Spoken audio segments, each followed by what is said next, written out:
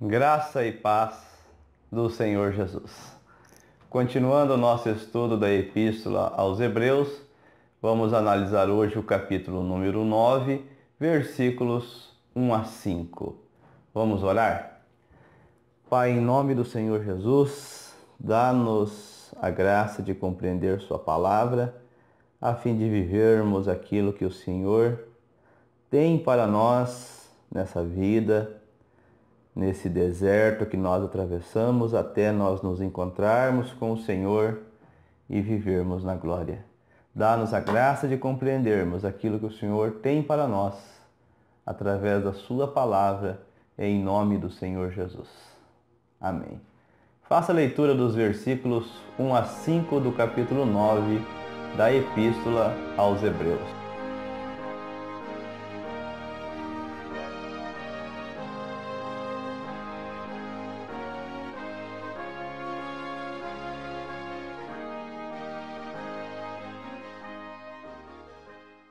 O autor diz no versículo 5 que ele não quer falar pormenorizadamente acerca desses itens que compunha o tabernáculo. No entanto, ele cita como era composto o tabernáculo.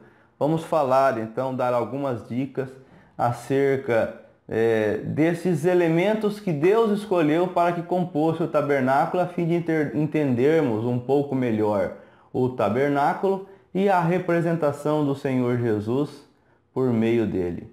Veja uma representação artística do tabernáculo.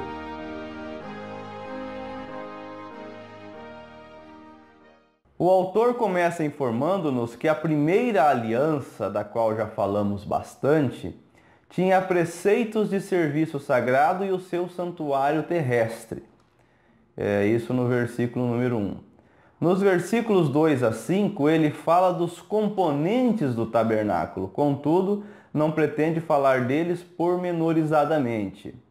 O que o autor tem em mente é informar que o culto celebrado sobre a antiga aliança tinha preceitos sagrados, pois tudo apontava para a pessoa de nosso Senhor Jesus Cristo, e um santuário terrestre, em contraste com o santuário celestial, onde nosso Senhor ministra, do qual já falamos também. O que nós precisamos então entender da Epístola aos Hebreus com relação ao tabernáculo?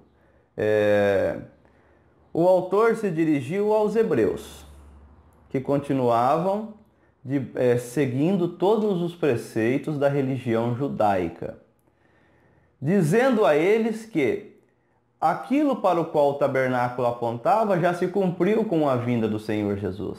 E que ele mesmo, o Senhor Jesus, já inaugurou o tabernáculo celestial. Então nós cristãos temos que prestar atenção nesse detalhe, porque hoje nós temos uma vantagem muito grande em relação à igreja judaica. A saber, aquilo que para eles era uma sombra, para nós nos foi revelado. E a graça do Senhor Jesus já é para nós uma realidade. Ele já é o nosso sumo sacerdote e sobre isso nós temos falado já nos nossos estudos anteriores. Vamos então prestar atenção a isso, para que não aconteça de nós não entendermos a graça do Senhor Jesus revelada, assim como eles não entenderam o Senhor Jesus sendo o cumprimento da profecia que eles tinham.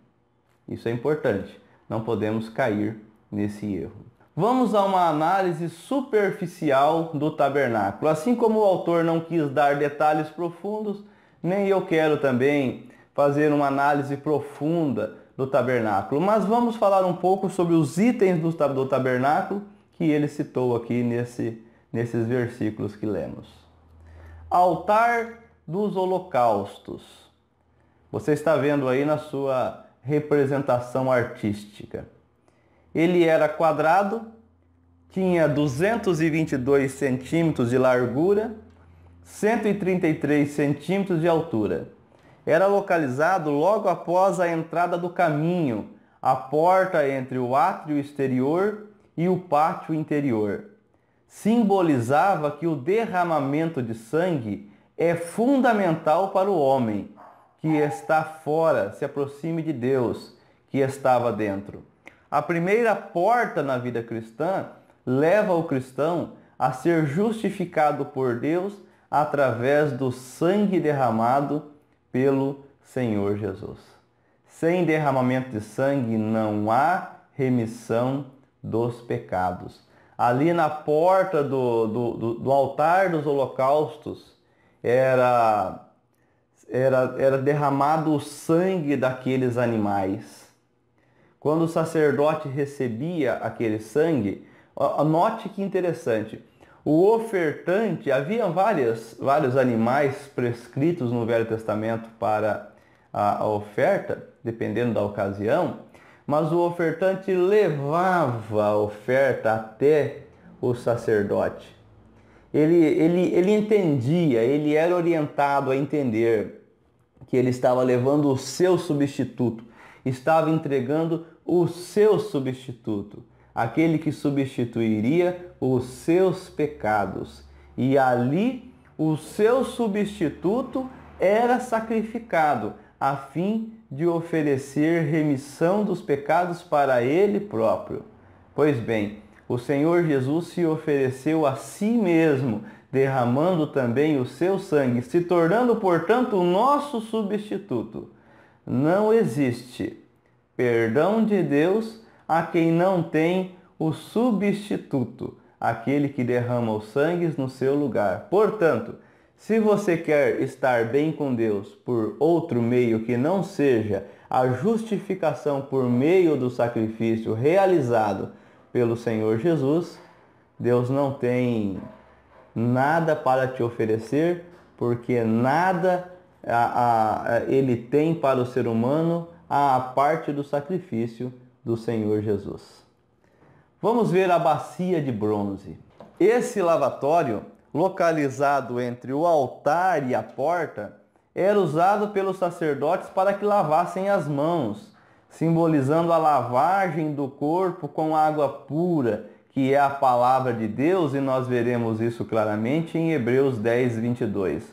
Os verdadeiros adoradores também precisam ser continuamente purificados das manchas diárias, conforme nós vemos na primeira epístola a João, capítulo 1, versículo 7. Os sacerdotes se sujavam ali ao sacrificar os animais e precisavam lavar as suas mãos. E essa água simboliza a nossa lavagem, a nossa limpeza que a palavra de Deus traz. Como é que você pode saber como está exatamente a sua situação diante de Deus? Se não for por meio da palavra de Deus, que é a orientação de Deus, o manual de Deus para a vida humana. Então aquela bacia de bronze que continha água simboliza a lavagem. 1 de João capítulo 1, versículo 7 diz que se nós andarmos na luz como Ele na luz está, nós temos comunhão um com os outros, e o sangue do Senhor Jesus nos purifica de todo pecado. Se você não for purificado de todo pecado, olha, você está perdido eternamente. É isso que simbolizava a bacia de bronze. Havia alguns itens do santo lugar. Sua entrada dava-se pelo pátio anterior, pela porta chamada Verdade. Em seu interior havia o candeeiro ou candelabro era de ouro puro, com 7 hastes, um tipo de Cristo, nossa luz, brilhando na plenitude do Espírito, enquanto a luz natural era excluída do tabernáculo. Quando o Senhor diz que é a luz do mundo, está se referindo ao candelabro do tabernáculo, seu tipo representativo. Era escuro naquele lugar, não entrava a luz do dia, mas a luz brilhava em meio às trevas. Não é isso que João começa revelando no seu evangelho? Não é isso que o Senhor Jesus dizia, eu sou a luz do mundo? Onde brilha a luz, as trevas não permanecem. E nós conhecemos isso plenamente no Evangelho. Havia também a mesa dos pães da propiciação, feita de madeira de acácia, tinha 88 centímetros de comprimento, 44 centímetros de largura e 66 centímetros de altura, recoberta de ouro puro. Sobre ela eram colocados os 12 pães da presença, feitos de fina farinha, trocado todos os sábados e comidos apenas pelos sacerdotes. Esses pães pronunciavam a Cristo, o pão da vida, aquele que alimenta o fiel. O Senhor Jesus não dizia que Ele é o pão da vida? Era uma referência clara a esses pães da mesa, né, da propiciação, dos quais os sacerdotes se alimentavam, os quais davam a ele vigor não somente físico, mas espiritual, para conseguirem manter o seu trabalho. E nós não nos alimentamos também do Senhor Jesus, que é o pão da vida? Não é Ele quem alimenta a alma cansada do cristão? Pois bem, isso também já estava simbolizado ali no tabernáculo. Havia alguns itens do Santo dos Santos. Sua entrada dava-se pelo interior do santo lugar, pelo véu, cuja entrada chamava-se vida. O véu, segundo Joséfo, tinha 10 centímetros de largura. Ele não era um pano fino. Quando ele se rasgou de alto a baixo, foi um milagre. Mão humana não rasgaria aquilo. Quem rasgou foi o Pai. Por isso ele rasgou de cima a baixo, para mostrar que o caminho que leva ao Pai estava aberto. O Senhor Jesus abriu o caminho que leva o cristão à presença do Pai.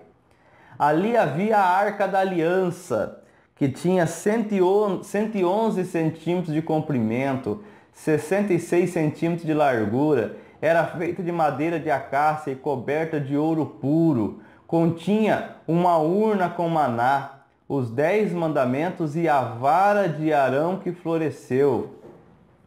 Essa vara de Arão que floresceu é interessante, porque isso aconteceu naquele momento de rebelião do povo. O desfecho está em Números 17, mas já a partir de Números 10 nós temos algumas ideias. O povo se rebelava e ficava dizendo, por que só Moisés, por que só Arão? E aí, por fim, aconteceu de Deus mandar cada tribo, cada líder da tribo colocar uma vara. E aquela que florescesse seria o líder. E a vara de Arão, da noite para o dia, tinha flores e ainda produziu amendoeira. Olha, de uma noite para o dia, uma vara que não está ligada ao tronco produzir, ela já não produziria por não estar ligada e ainda fazer isso da noite para o dia.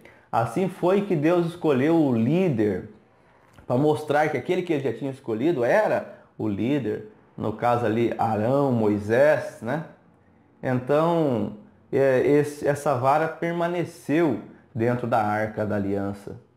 O propiciatório era a tampa de ouro sobre a arca, ilustrando como o trono divino transforma-se de trono de julgamento em trono de graça pelo sangue expiatório espargido sobre ele. Tinha 2 querubins sobre si, representando os guardiões da santidade do trono de Deus, acima do qual ficava entronada a glória, Shekinah, da presença do Senhor. A arca era o centro do simbolismo do tabernáculo, Deus atuando exteriormente em sua busca pelo homem. A Arca da Aliança fora construída por Bezalel. Veja isso em Êxodo 37:1. Ele era um ourives. Então a arca ela representa Deus buscando o ser humano. O homem que foge de Deus e que Deus o busca na pessoa do seu Filho. Por isso que ali estava a tampa, o propiciatório, onde era aspergido o sangue. Ali o Senhor Jesus aspergiu o seu próprio sangue. E quando ele fez isso, ele fez um sacrifício de uma vez por todas. E então o véu se rasgou para que definitivamente o caminho que leva a Deus fosse aberto. E nós pudéssemos chegar a Deus por meio do Senhor Jesus. Só assim existe solução para o pecado humano. O altar de ouro ou altar de incenso, colocado em frente ao véu, media 44 centímetros de lado e 88 centímetros de altura. Sobre ele, Arão oferecia incenso 2 vezes ao dia. O incenso é um símbolo adequado da oração, que subindo como um aroma agradável, eleva-se de modo aceitável ao céu. O altar de incenso é um símbolo de Cristo, intercessor daqueles que apresentam sua oração.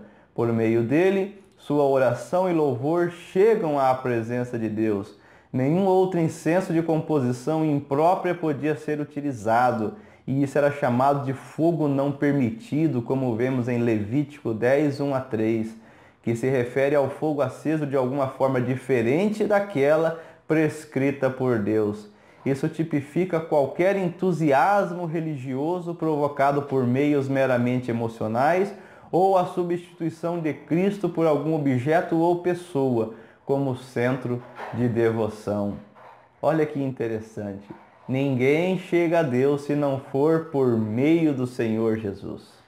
A Bíblia fala sempre, no que diz respeito a aroma, há 2 tipos. Nós vemos no Apocalipse claramente a questão das orações dos santos chegarem a Deus como aroma suave, em diferenciação a saprós, que nós encontramos no Novo Testamento, como palavras que saem da boca humana com cheiro de ovo podre, de cheiro podre.